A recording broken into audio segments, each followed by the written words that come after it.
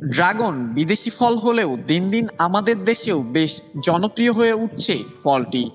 Dragon ফল আমাদের শরীর সুস্থ রাখতে সহায়তা করে।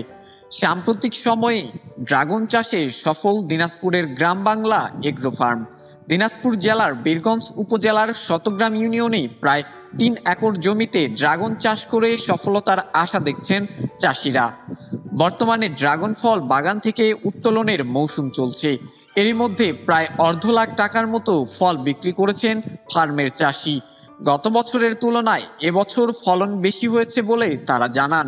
গ্রাম বাংলা এগ্রো ফার্মে কর্মরত একজন কর্মী জানান, আমি এখানে দীর্ঘদিন ধরে আছি। আগের তুলনায় এবার ফল আসছে বেশি।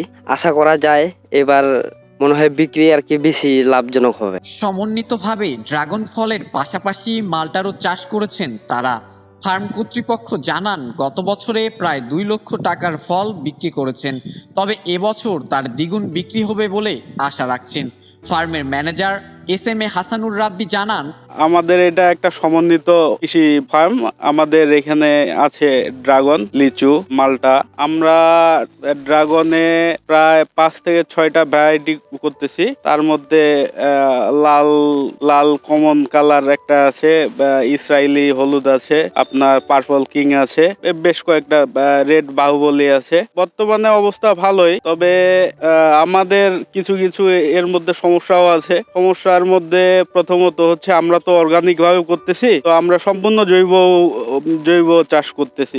আমাদের এখানে কোনো বিষ, ভিটামিন, এমন কি আপনার হচ্ছে রাসায়নিক সার ব্যবহার করা হয় না। সম্পূর্ণ জৈব সার এবং কীটনাশক হিসেবে আমরা বিভিন্ন জৈব পদ্ধতি ব্যবহার করতেছি। আমাদের যার কারণে আমাদের ফলের স্বাদের মিষ্টতা বেশি। আমাদের ফলের তুলনামূলক বাজারের থেকে সাইজ একটু ছোট হয়। জৈব চাষের যেটা প্রধান সমস্যা। আর জৈব চাষের সম্পূর্ণ এটা মানুষের জন্য নিরাপদ। বাজার ব্যবস্থাপনার জন্য একটু সমস্যা।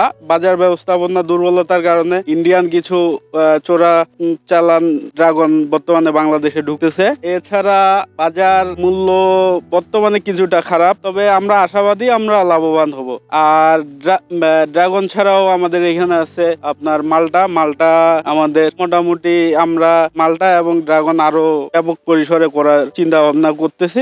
আশা করি আমরা লাভবান তো হওয়ার আশা আছে, বাকিটা বাজার পরিস্থিতির উপর নির্ভর করবে। Mohammad Zahid Hasan, news desk, Dinajpur TV.